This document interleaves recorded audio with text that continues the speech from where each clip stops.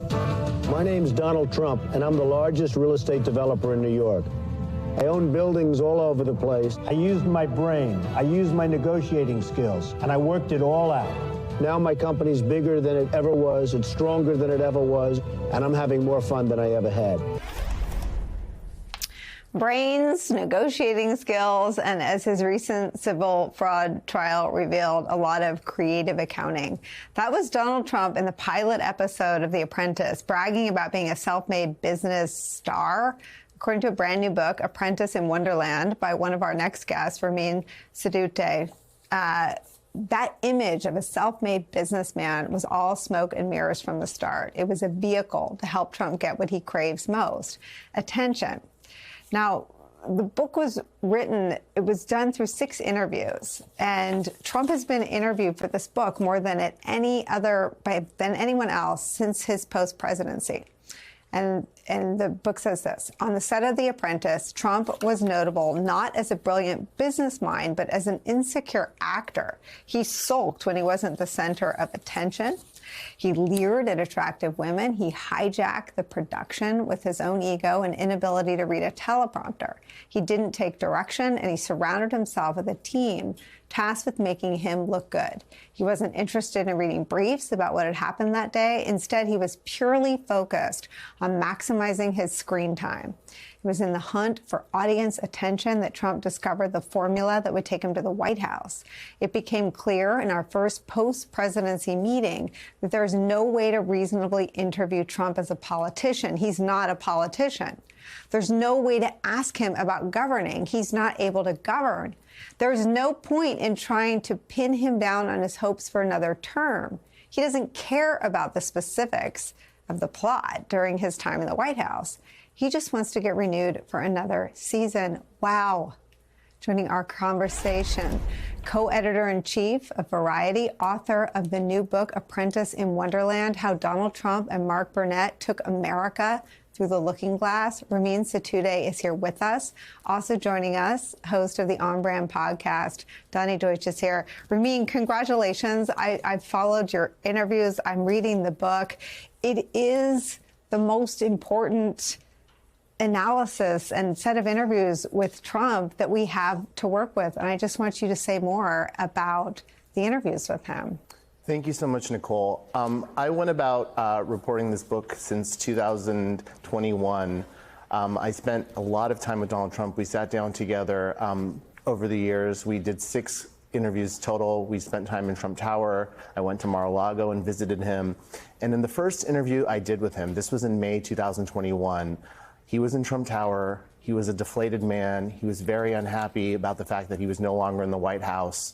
And as we started talking about The Apprentice, because this book is about the skeleton key that made Donald Trump, the mirage that was created by Mark Burnett, this image that was projected on millions of American people that Donald Trump was a smart, strong, thoughtful business leader. And as we were talking, this was during the early still days of COVID, and Donald Trump was celebrating over the fact that in India, people were dying and they were suffering. And he was happy over the fact that India finally was catching up to the United States, and that people criticized him as president for not doing enough during COVID. And now that people were dying in India, he felt better because their numbers were now bad and our numbers were not as bad. And it was proof to him that he'd done a good job during COVID. And that was a very alarming moment in our interview. And there were so many like that during our conversations. This book really peels back the curtain on who Donald Trump is, his state of mind, and what he's thinking and what he wants to do if he returns to the White House. Ramin, he slips. You talk about it sort of as a mask coming off moment and tells you that he lost. He does. In one of our conversations, we were watching actually clips of The Apprentice, and I showed him a clip of Geraldo Rivera, who was a contestant in one of the seasons of The Celebrity Apprentice. And he got very worked up over their falling out and the feud that they had. And he said, when I lost the election. And that was a really revealing moment to me, and it proved something that I'd been thinking about in our conversations, and which is Donald Trump is playing a character. He's a reality show character that projects this image that people want to see. And I think, truthfully, if we really, really were able to get inside his head and find the truth, he would admit that he lost the election because he said it to me. You also track during your 6 conversations, some interesting things about his ability to recall talking to you those 6 times. Tell us about that. So between our first and second conversation, which was only months apart, he had spent a significant time with me in Trump Tower that first day. He really had a great time. He told Jason Miller, one of his advisors who was in the meeting, how much he appreciated talking to me, how happy it made him to talk about The Apprentice. And then when I returned to his office, he had no recollection of our conversation at all. He had a blank expression on his face. He seemed confused. And we started the conversation really from square one. And he told me the same stories over again. He couldn't remember what he had said, what he had not said. But more broadly, it was interesting because I think he remembered things that happened 20 years ago a lot more clearly than he remembers things that happened more recently. He's very confused by the chronology of events, and his time in the White House was actually blurry. One thing that he couldn't remember was the day NBC called him and told him that he would never again host The Apprentice. This was in the early days of the campaign when he made disparaging comments about immigrants from Mexico and racist comments on the campaign trail, and NBC finally separated themselves from him, and he had no memory of that. He said, well, it's all about ratings. You can be the worst person in the world. You can still get ratings. So he thought in his head that he could go back on TV. He also thought the reason NBC covers him so critically is that they're very upset that he's no longer host of The Apprentice. You described Trump Tower as Grey Gardens without the cats. That also is a myth busted. Say more.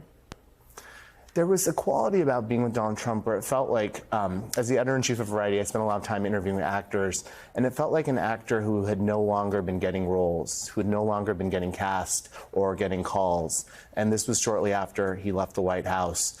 There was issues of Trump Magazine, a publication that no longer comes out. There was not very many people around him. He had a lot of questions about who was loyal, who was not loyal, but he was looking back. There was no forward momentum in the person of Donald Trump. There was no reflection about the incredible power he had as president and the incredible legacy that one would have as president of the United States. It was all about vendettas, feuds, and how people wronged him.